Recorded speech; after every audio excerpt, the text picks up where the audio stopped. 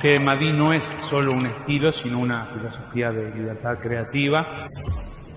O sea, no busco contar historias, sino generar una experiencia visual, emocional. Esa idea de que la obra de arte no tiene que representar nada, sino simplemente ser.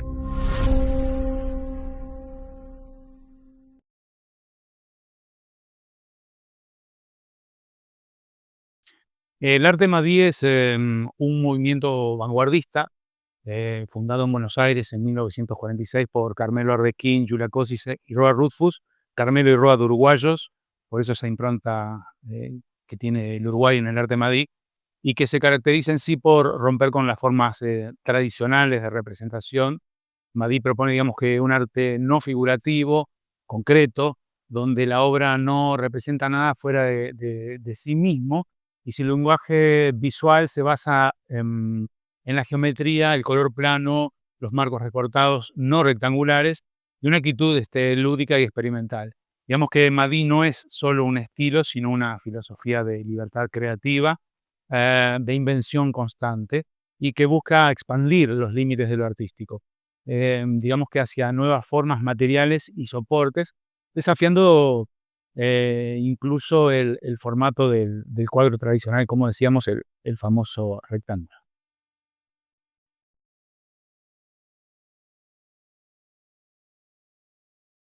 Bueno, mi contacto con el arte Madí fue gracias a Ana Dolder, que le debo todo este presente que tengo.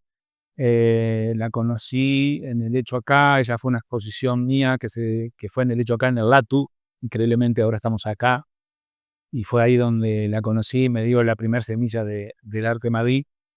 Ella vio mis ninfas pintadas y por alguna razón me dijo si conocía el Madí, le dije que no, y me dijo, te veo ahí.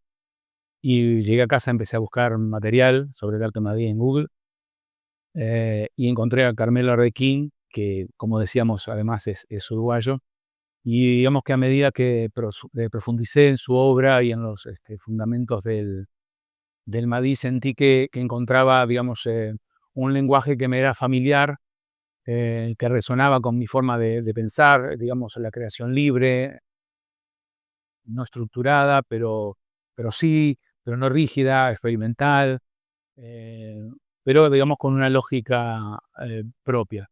Fue una revelación para mí y a partir de allí comencé a estudiar más a fondo, digamos, el movimiento, su historia, su presencia, no solo en el Uruguay, obviamente en Argentina, en América, pero también en Europa y bueno, decidí integrarlo a mi propia práctica artística.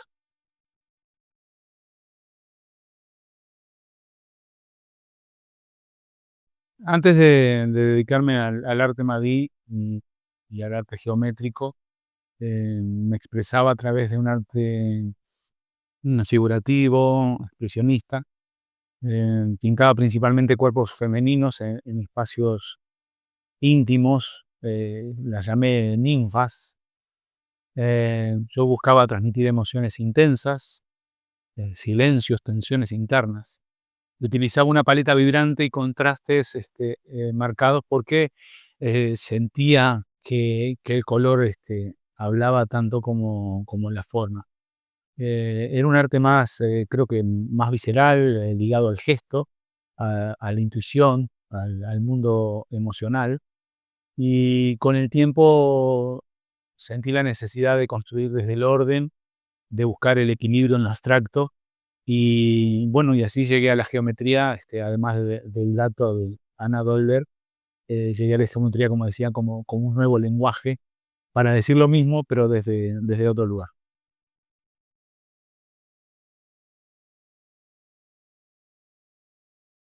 No, no, no está mal, creo que en absoluto que siendo, digamos, un artista Madí hagas otras obras de filo geométrico. De hecho, em, puede ser muy enriquecedor y coherente con el espíritu original del arte Madí. El movimiento Madí desde su origen propuso romper con las estructuras, digamos, rígidas del arte tradicional y expandir en sí los límites de la forma, el soporte y del espacio. Y digamos que no buscaba un estilo, digo, cerrado, sino como abrir caminos. Por eso, para mí crear otras obras geométricas, aunque no sean estrictamente Madí, digamos con marcos recortados, relieves, formas móviles, etcétera, creo que es una prolongación legítima de esa búsqueda. La geometría abarca múltiples enfoques, desde constructivismo, minimalismo, el óptico, el cinético, el digital hoy en día, y puedes experimentar, digamos, con variaciones en color, en simetría, escala o en textura, y seguir hablando en el mismo idioma visual. Digamos que como artista podés tener una identidad visual sólida y aún así explorar diferentes estructuras dentro de tu campo, ¿verdad? Vemos que muchos artistas geométricos han hecho obras que no responden al canon Madí, pero que siguen siendo profundamente personales y coherentes con su trayectoria.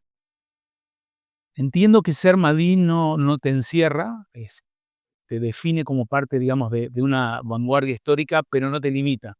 Digamos que pienso que es totalmente legítimo y hasta esperable que desarrolles líneas paralelas, series experimentales o piezas más libres. Y recordemos que entre una de las tantas cosas que los maestros decían al principio cuando se formaba el movimiento es inventa y crea.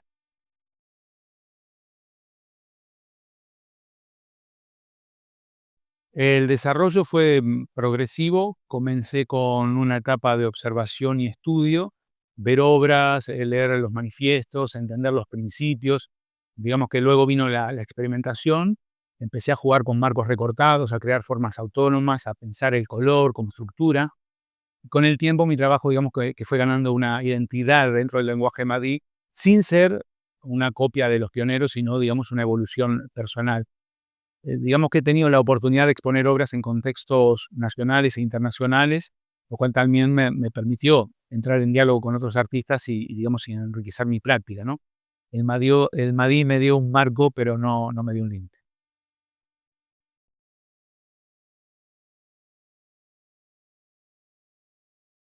Porque Madí propone una revolución tranquila, pero profunda, no necesita gritar para ser disruptivo, propone formas libres, un arte sin contenido narrativo, pero no por eso vacío, al contrario, digamos que sus obras son objetos plásticos autónomos con vida propia. Esa idea de que la obra de arte no tiene que representar nada, sino simplemente ser, existir como una construcción visual pura, me resultó muy poderosa. Y además hay una dimensión lúdica en el Madí, el juego con la forma, el color, los materiales, que es, digamos que, profundamente humana, y me pareció un territorio fértil para una búsqueda personal más libre y a la vez, rigurosa.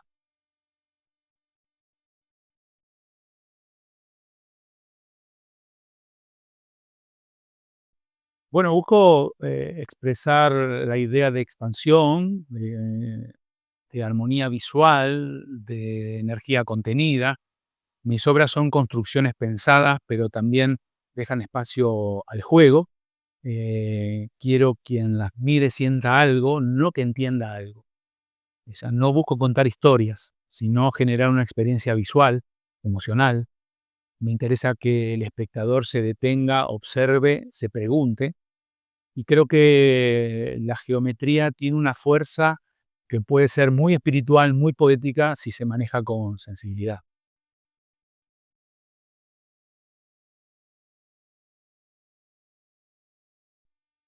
Al principio hubo cierta confusión porque el arte Madí no es tan conocido por el gran público en Uruguay. Sin embargo, también encontré, digamos que mucha apertura y curiosidad. Y a medida que uno genera espacios de diálogo, exposiciones, talleres, el público se va familiarizando con la propuesta y muchas veces sin necesidad de explicaciones teóricas, em, las personas conectan con las obras desde lo sensorial, desde la forma y el color. Es un lenguaje que una vez que se abre, habla por sí solo.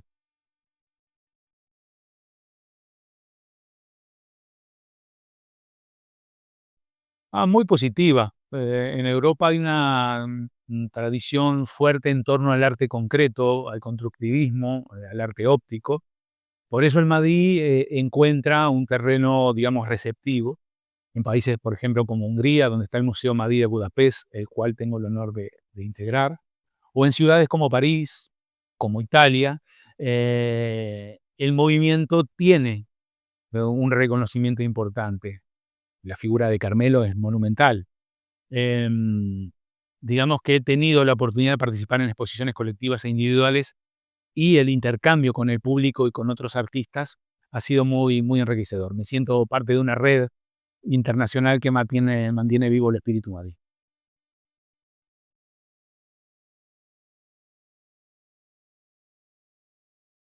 En términos generales, sí.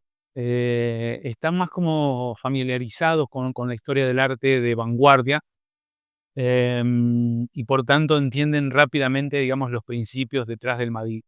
Sin embargo, no diría que hay una superioridad en la comprensión, sino una mayor exposición previa, es decir, la conexión emocional o estética se da en todas partes. Lo que cambia es el contexto cultural que permite interpretarlo más rápidamente.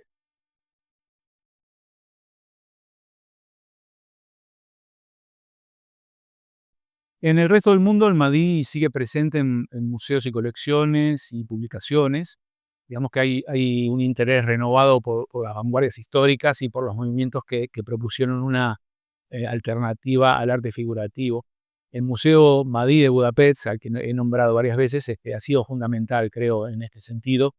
Y también hay coleccionistas y curadores que mantienen viva la investigación sobre este movimiento. Además, en el ámbito digital, muchas de sus ideas vuelven a cobrar relevancias.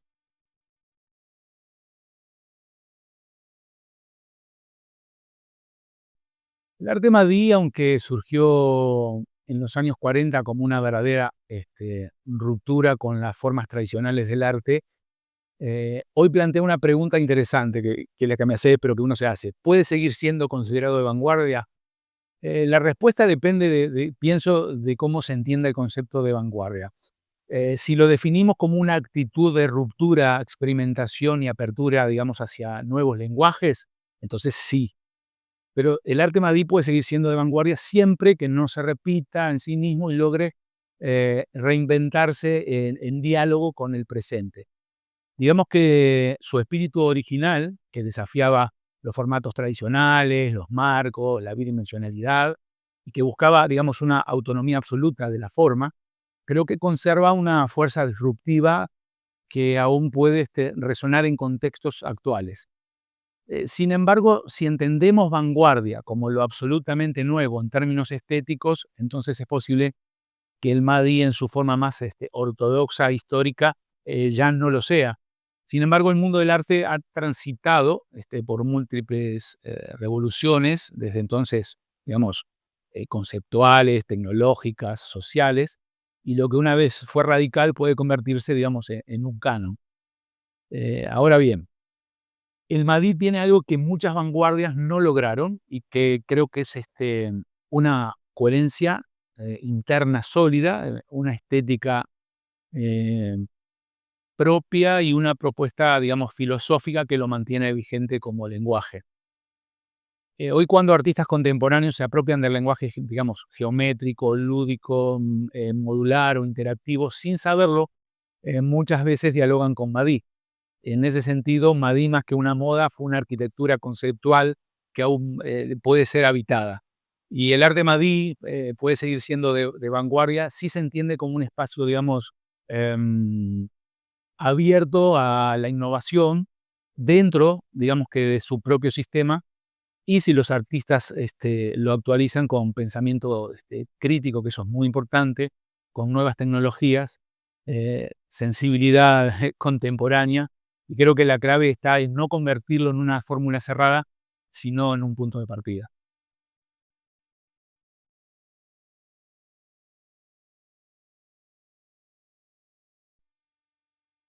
Bueno, vivimos un momento de enorme diversidad. Hay una gran cantidad de propuestas, medios, discursos, pero creo que también hay una cierta dispersión. Y a veces, me parece que lo conceptual domina, tanto que se pierde la conexión visual o emocional. con la obra. Y dentro de ese contexto, creo que el arte plástico, el que se basa, digamos, en la forma, en el color, en la composición, sigue teniendo un lugar importante, digamos, no como resistencia, sino como una afirmación de lo esencial.